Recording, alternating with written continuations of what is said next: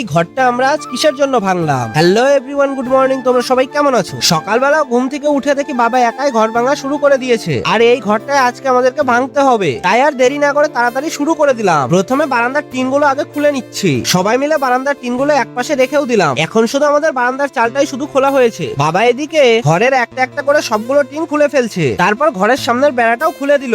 আস্তে আস্তে ঘরের সবগুলো বেড়া খোলা হয়ে গেল। আমরা সবাই মিলে যত সব টিন, বেড়া, বাঁশের খুঁটি এবং আরো অন্যান্য খুঁটিনাটি জিনিসগুলো এক সাইডে গুছিয়ে রেখে দিলাম। সামনে যে তোমরা পাকা ঘরটা দেখতে পাচ্ছ, এই ঘরটাই আমরা নতুন দিয়েছি, তাই আমাদেরকে এই পুরাতন ঘরটা ভেঙে দিতে হলো। এই ঘরটা ভাঙাচোরার ছোট হতে পারে। এই ঘরটিতে আমরা গত 15 বছর বসবাস করেছিলাম। ঘরটার সঙ্গে আমাদের অনেক স্মৃতিও জড়িয়ে ছিল। যাই হোক, আমাদের ঘর ভাঙা সব শেষ হয়ে গেছে। আর এই দেখো, আমাদের বাড়ির উঠোন এখন কত বড় হয়ে গেছে। আর এইগুলো আপাতত একটা ঘরের কোনায় রেখে দিয়েছি। এদিকে কাপড় চোপড় গুলো সব অগোছালো হয়ে আছে। এই সবকিছু আমাদেরকে আবার গোছাতে হবে। যাই হোক, ভিডিওটা আজকের মতো এতটুকুই। দেখা হচ্ছে পরবর্তী ভিডিওতে। আর যদি ভিডিওটা তোমাদের ভালো লেগে থাকে তাহলে অবশ্যই একটা লাইক করে দিও।